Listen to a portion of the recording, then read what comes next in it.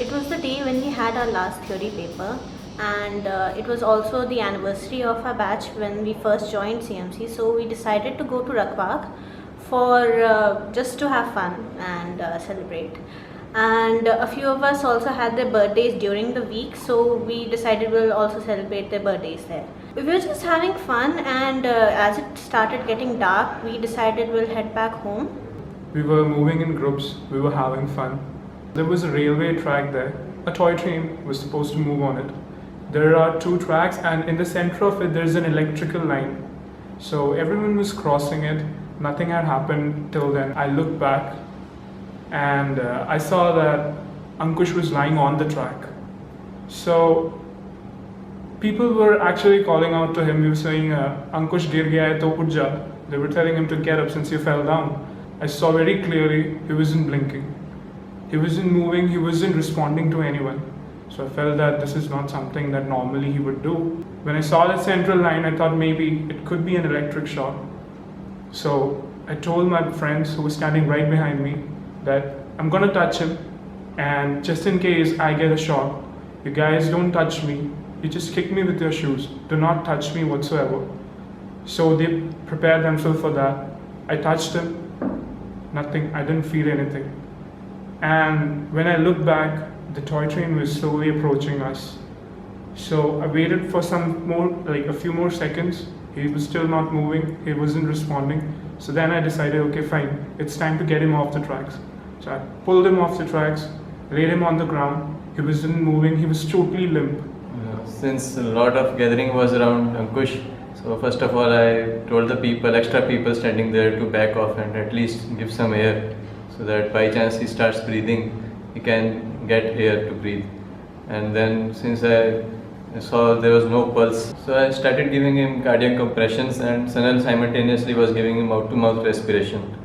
And we did about 40 compressions, and when we felt that he was actually gasping, like was making an effort to breathe, that gave us some hope that yes, something is working and it's not, our all effort is not in vain.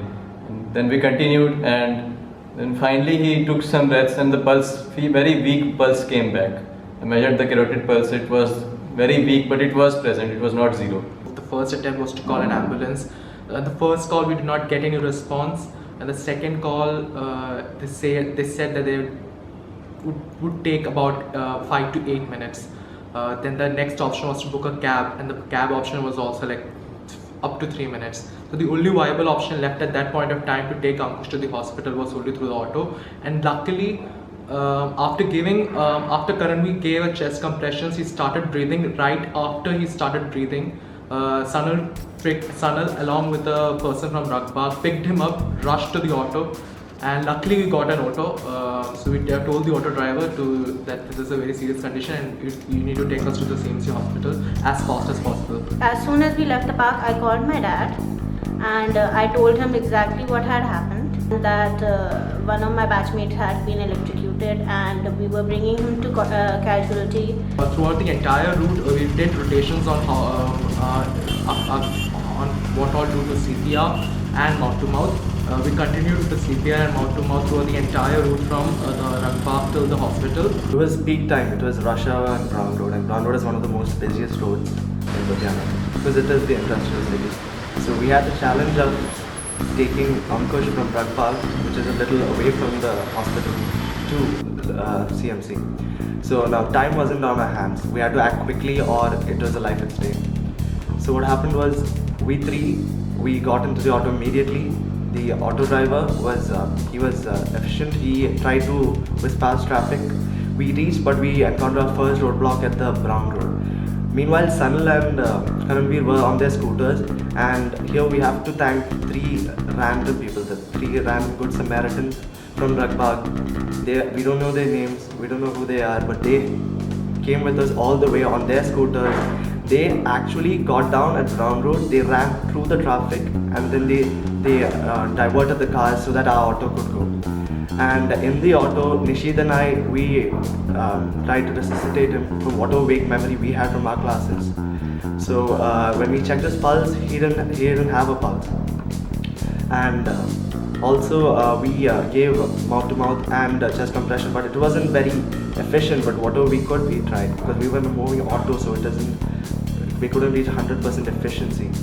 And as soon as the traffic, we reached CMC in less than 10 minutes on a rush hour day, and we got into the casualty. All the team was ready because Rishika had informed her father, so the casualty was ready for our patient, and they started the compliant measures immediately.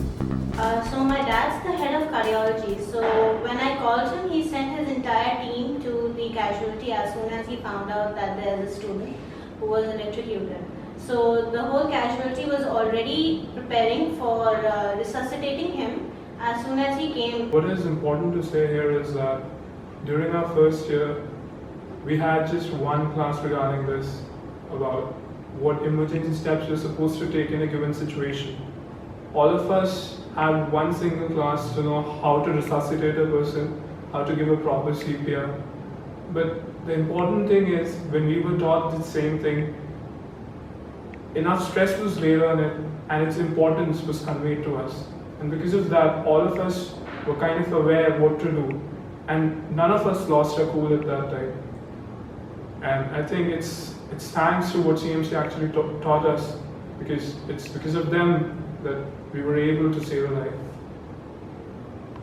So Dr. Carlton had reached there and to the casualty, and along with that many of our seniors Carlton called, and so we all were there. Medicine, Dr. Mary John, Dr. Dhruv, and the neurosurgery resident who was there, as soon as he came in, quickly intubated him because there was no respiration and no pulse. With active resuscitation, with all the people duly qualified, the pulse returned and the heart started beating, and he had to be ventilated. Obviously, he was not breathing adequately. So then we shifted him to the ICU. We have a good group of anesthetists there who does the intensive care management quite well.